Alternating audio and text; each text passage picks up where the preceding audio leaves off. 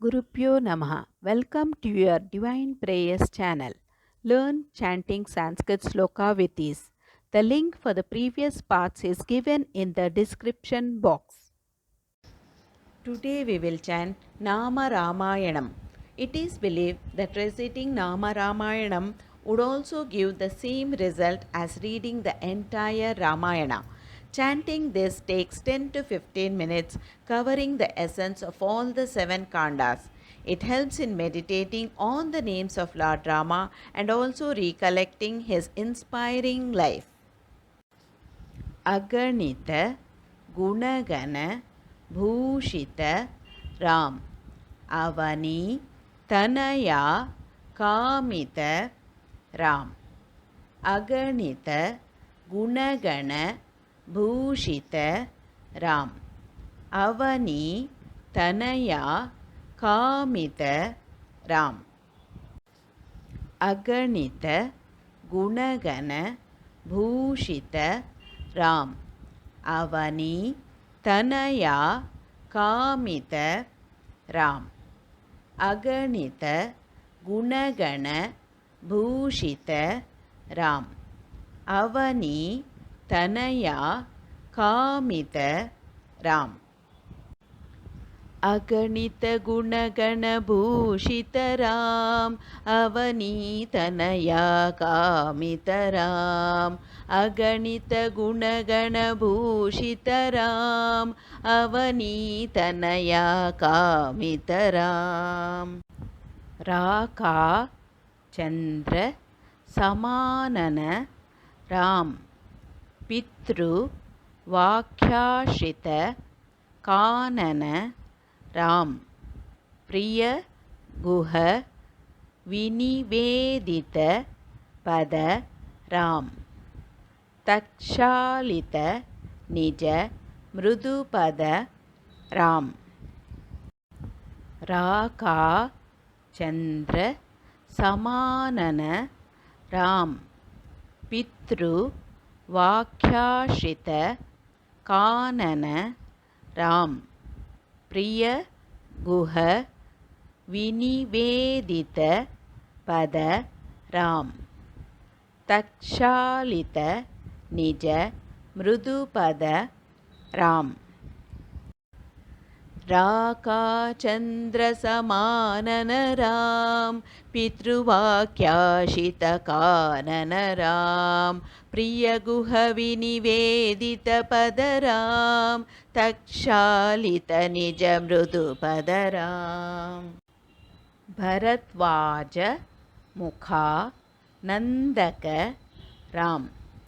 Chitrakootadri Niketana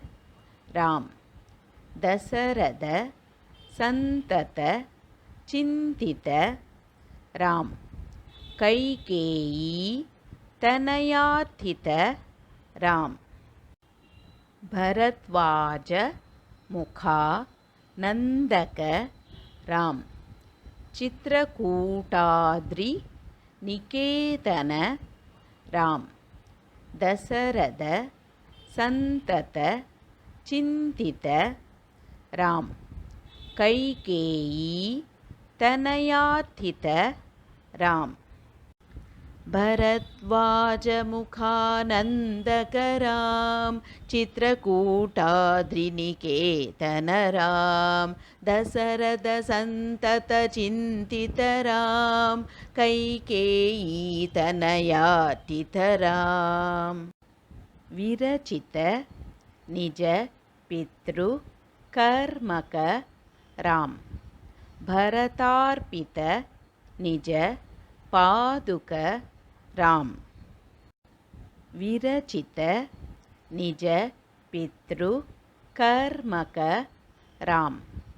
Bharatarpita Nija Paduka Ram Virachita Nija Pitru Karmaka Ram Bharatarpita Nija Paduka Ram Rama Rama Jaya Raja Ram Rama Rama Jaya Sita Ram Ram Ram जय राजा राम राम राम जय सीता राम राम राम जय राजा राम राम राम जय सीता राम राम राम जय राजा राम राम राम जय सीता राम यदक्षर पदभ्रष्टं मात्राहीनं तु यत् भवेत् तत्सर्वं क्षम्यतां देव श्रीरामा नमोस्तुते विसर्गबिन्दु मात्राणि पदपादाक्षराणि च न्यूनानि चातिरिक्तानि क्षमस्व श्रीरामा अन्यथा शरणं नास्ति त्वमेव शरणं मम तस्मात् कारुण्यभावेन रक्ष रक्ष श्रीरामा यदक्षरपदभ्रष्टं मात्राहीनं तु यत् भवेत् तत्सर्वं क्षम्यतां देव श्रीरामा नमोऽस्तु ते विसर्गबिन्दुमात्राणि पदपादाक्षराणि च न्यूनानि चातिरिक्तानि क्षमस्व श्रीरामा अन्यथा शरणं नास्ति त्वमेव शरणं मम तस्मात् कारुण्यभावेन रक्ष रक्ष श्रीरामा Let's chant together Hare Krishna Mahamantra 3 times for the welfare of all living beings. Hare Krishna Krishna Krishna Hare Hare Hare Rama Rama Rama Hare Hare Hare Krishna Krishna Krishna Hare Hare Hare Rama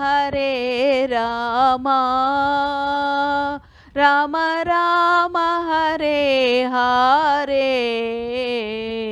Hare Krishna Krishna Krishna Hare Hare Hare Rama